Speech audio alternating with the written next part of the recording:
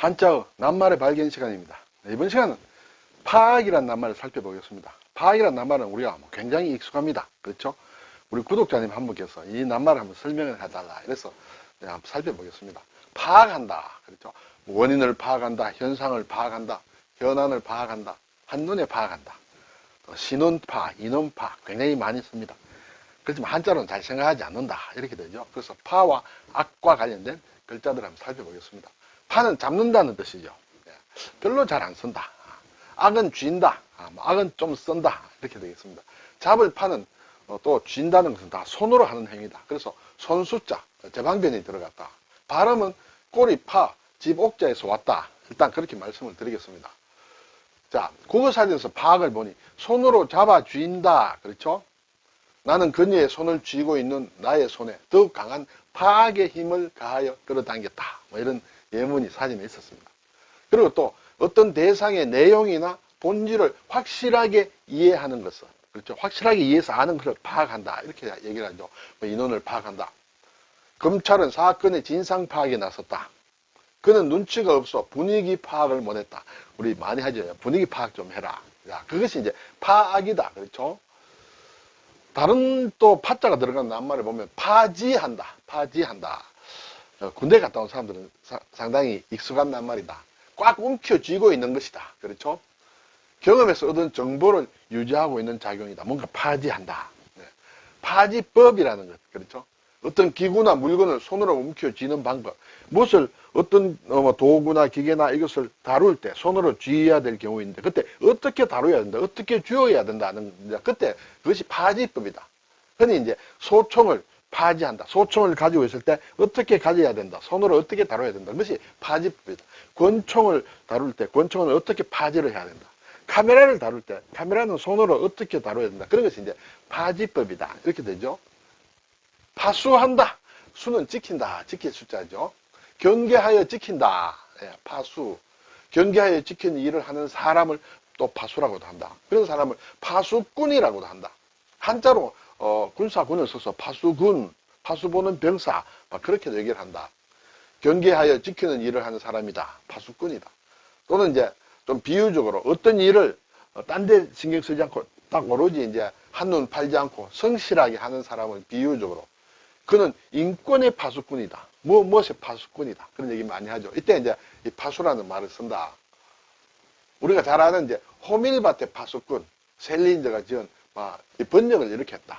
영어로는 이렇게 캐처라고 되어 있는데 이것을 파수꾼으로 했다. 중국말을 보니까 이렇게 되어 있어요. 맥전, 보리밭이죠. 맥전 포수다. 일본말은 라이무기, 호밀이다. 라이무기, 이것도 밭이다. 여기에서는 이제 캐처를 옮겨서 스카마에테라고 이제 잡았다. 그런 얘기다. 또 다른 번역 제목으로는 포수다. 이런 중국에도 포수, 일본에도 포수란 말을 쓰는데 우리는 파수꾼이다. 이렇게 쓰죠. 또 어떤 종교단체에서 내는 어떤 잡지가 있습니다. 파수대라고. 그렇죠. 워치타워다. 이렇게 해서 이때는 돈대 대자를 쓴다. 이렇게 되겠습니다. 파착이란 말도 있습니다. 놓치지 않고 꽉 붙들고 있는 거 파착한다. 마음을 단단히 다잡아 늦추지 않는 것도 파착한다.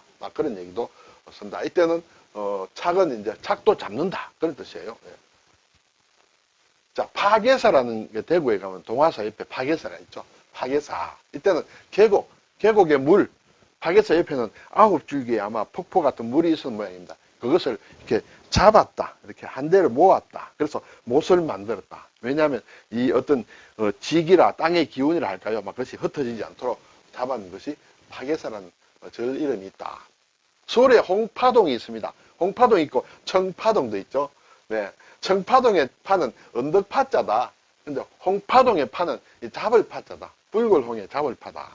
이것은 원래 홍문동이라고 있었다. 홍문동과 파발동이 있었는데 두 개를 일제시대에 합치면서 홍파동이 됐다. 이때는 홍문이라는 것은 홍살문을 얘기한다 그랬죠. 홍살문이 있었다. 그리고 파발이라는 것은 우리가 파발을 띄운다 할 때 그랬죠. 옛날에 조선시대 어떤 문서 전달 체계라든지 하는 그런 역참이 있는 것을 파발이라고 했다. 원래는 이 파발을 쓰는 것이 맞아요. 예. 여기 제방변에 파할 파자에서 연다라는 그런 뜻인데 이 파발 원래 이것이 맞다. 그런데 여기에서는 요 잡을 파로 썼다. 아마 글자가 복잡해서 이렇게 바꾼 모양입니다. 서울의 구파발도 마찬가지죠. 구파발도 원래는 옛날에 파발마를 보내는 역이 있던 곳이다 해서 이 파발을 써야 되는데 여기에도 이 잡을 파를 써서 구파발로 만들었다. 아마 이렇게 되겠죠.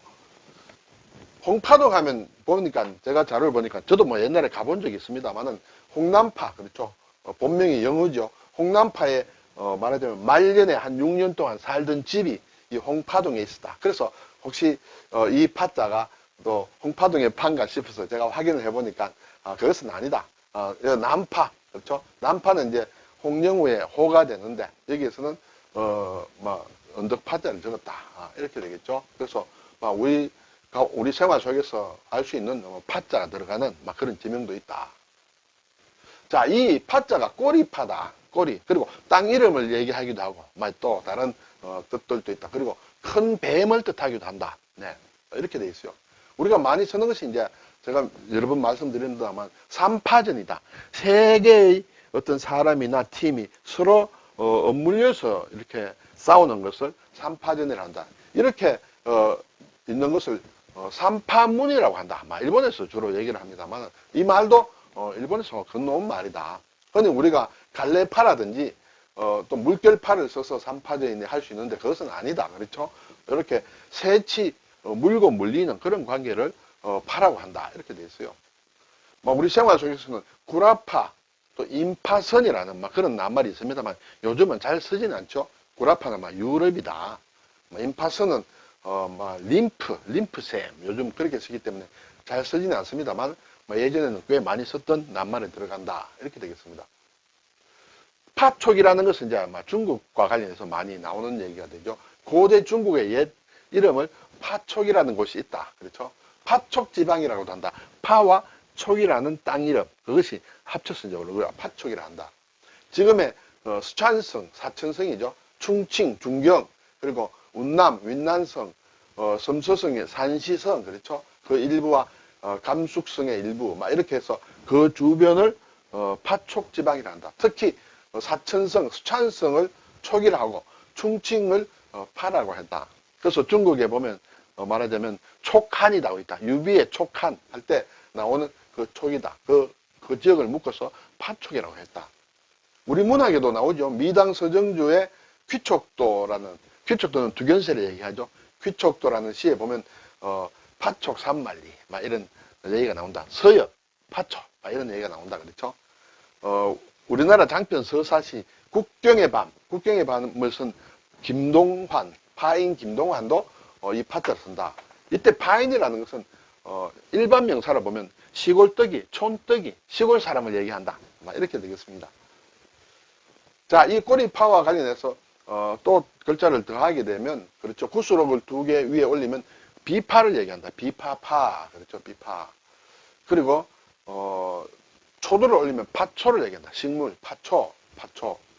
그리고 손톱조와 같이 붙이면 긁는다. 긁는다. 우리가 소파란 말을 하죠. 소파 수술한다든지 할 때 그렇죠. 나무목을 붙이면 이제 비파나무다. 비파 이렇게 되죠. 자, 그리고 이 글자가 들어간 또 다른 글자를 보면 빛색자의 아래쪽에 들어가 있다. 그렇죠? 물론 끈을 절자에도 빛색과 함께 들어가 있다. 고을업이다. 또 육달을 붙이면 살찐다 할 때 살찔비, 비만하다 할 때 그런 글자들을 만드는 것이다. 악자를 보면 이제 쥐인다, 쥐락. 우리가 가장 많이 하는 게 악수를 한다. 손을 쥐인다. 상대방의 손을 쥐인다. 그렇죠? 악수. 악수례가 있다. 악수하는 어떤 의식이다. 어떤 모임에 있어가지고 일을 하면서 참여한 사람들끼리 자 악수나 한번 합시다 하고 돌아가면서 악수하는 그것을 악수례라고 한다. 요즘 잘 보기 힘듭니다만 가끔 보면 예전에 어떤 모임 같은 데 보면 악수례 시간이 따로 있다. 그때 악수례다. 파하고 비슷한 것이 또 장악한다. 손바닥 장이죠. 손바닥으로 꽉 쥐는 것을 장악을 한다. 네. 장악과 파악은 물론 조금 다릅니다. 그렇죠. 다릅니다만은 비슷하게 쓸 수도 있다. 장악하는 힘을 장악력이라 한다. 또 악력이다. 손에 쥐는 힘이 어느 정도 되느냐. 악력계 같은 것으로 악력을 체크할 때도 있죠. 또 이 악자가 들어가는 것 중에 이 치자를 붙이면 이를 꽉 깨물듯이 힘을 주는 것을 악이라고 한다.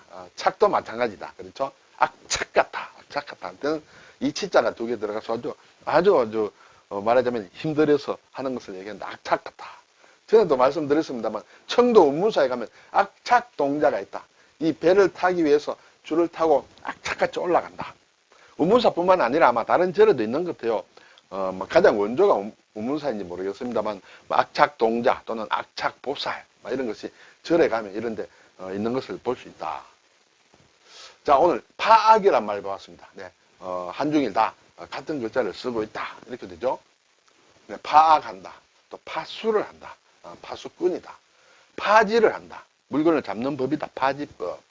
파괴사 할 때도 답을 파다. 삼파전 할 때는 이 파자를 쓴다라는 것을 한번 살펴보았습니다. 감사합니다.